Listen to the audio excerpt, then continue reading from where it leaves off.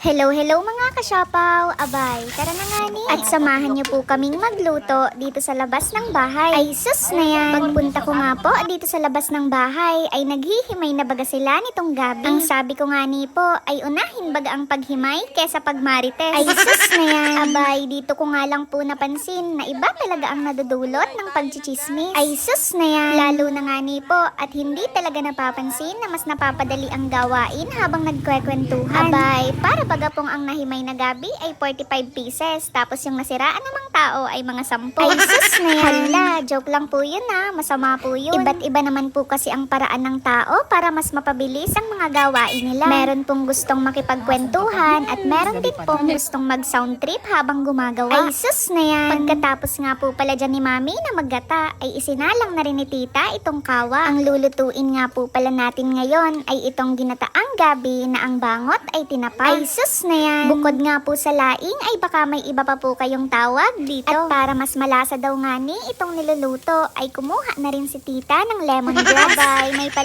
lemongrass pa nga ning nalalaman. Ay tanglad lang naman ang tawag natin dyan dito sa bundok. Ay sus na yan. Tingnan nyo nga ni po mga kasyapaw. At ang ganda baga talaga na magluto sa kahoy. Bukod nga ni sa natural at masarap na, abay talaga namang may additional flavor dahil sa usok na lasa. Ay sus na yan. Abay, normal na nga po yun sa amin dahil sanay naman po kaming magluto na ang gatong ay kahoy. Dati nga ni po ay pag medyo nauubusan na kami ng panggatong ay naghahanap po kami ng mga uyo doon sa nyugan. Mas maganda nga po yun at pag naidikit lang ng konti doon sa mga baga ay sobrang laad na. Ay sus na yan. At dahil luto na rin naman itong ginataang gabi na ang bangot ay tinapa ay tara na mga kasyopaw at sabayan nyo na rin po kaming kumain. May nakita pa nga po ako ditong isang pirasong tuyo na tira kaninang almusal. Pagka ganito nga ni po ang ulam, parang ang sarap baga pong dalahin doon sa ilog. Ay sus na yan. Abay, parang gusto pa nga ni ng siopaw na yan na mag-swimming. Ayan nga ni si Tito Ote at para ganahan nga daw sa pagkain ay talagang naghanap pa nga nitong sili. Mapapasarap at mapaparami naman talaga ang kain kapag may kaunting anghang. At syempre, hindi yan makukumpleto kapag wala nitong kalamansi. Ay sus na yan. Isang tulad mo.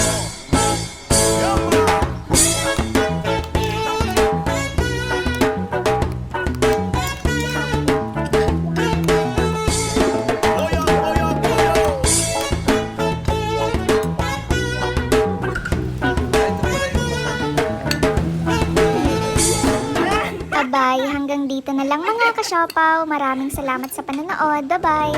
Minimiti, hinihiling at ang ipanalangin ka.